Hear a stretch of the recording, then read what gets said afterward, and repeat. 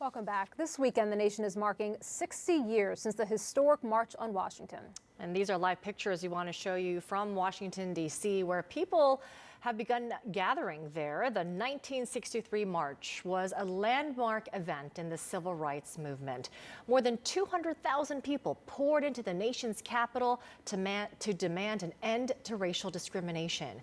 On that day, Dr. Martin Luther King Jr. delivered his famous "I Have a Dream" speech.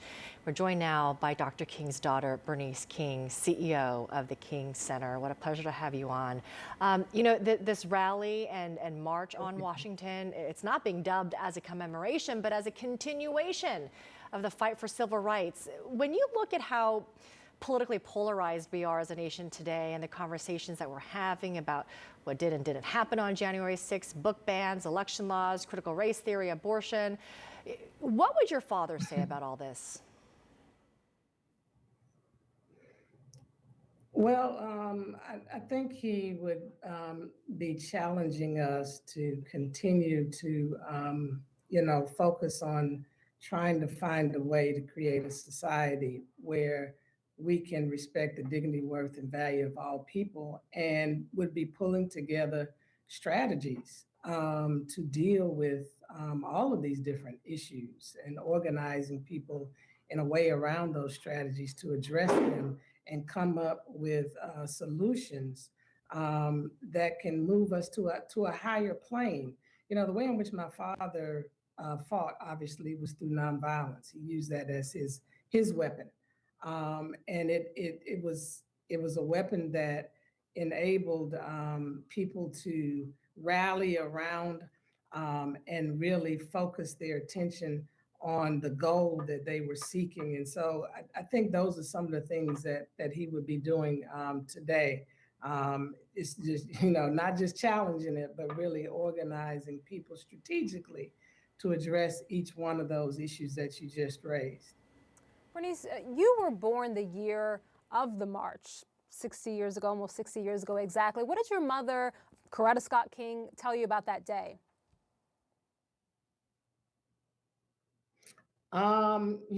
She said Martin was at his best on that day. And in a moment when he shifted to talking about his dream, she felt like it was the moment when he was like invoking what for us in our Christian faith, a vision of the kingdom of God. And she was so proud of him and the way in which he presented the speech. And so, and she also said, though, before everything began and they woke up that morning and looked out the window at the Willard, they were concerned because they didn't see a lot of people moving on the streets. And so they were fearing that enough people were not going to show up. But when they got to the mall, they saw, lots of people, and eventually more and more people came. And she was just so delighted to see that all of their efforts of planning this day were not in vain. So it was an exciting day, and she felt very hopeful. She always felt very hopeful, though. That was the kind of person she was.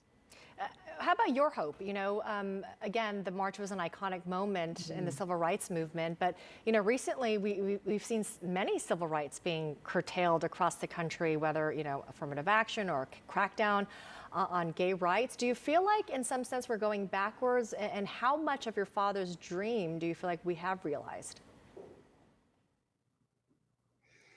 Well, it's part of the backlash when you're trying to make progress. There's always going to be those who are going to push against it and pull together their strategies. And we have to plan for those kind of things.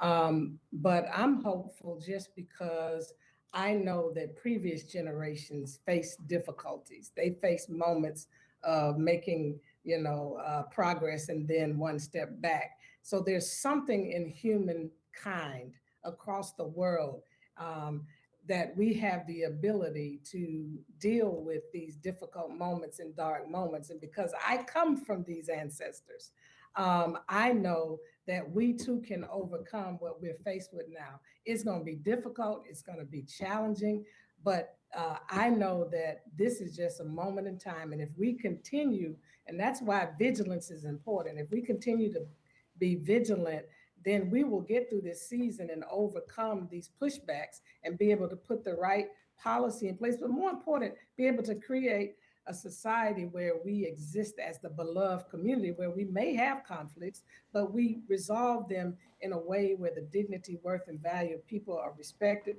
that we work in a common ground way to ward off those things that seek to divide and separate us as a humanity.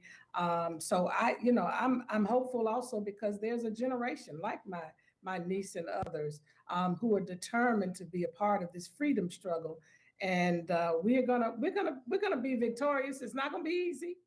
I may not see certain things in my lifetime, but my dad didn't see things that I see today. So as we continue the fight, if we continue to struggle and continue to remain vigilant, we will overcome and be in a different place.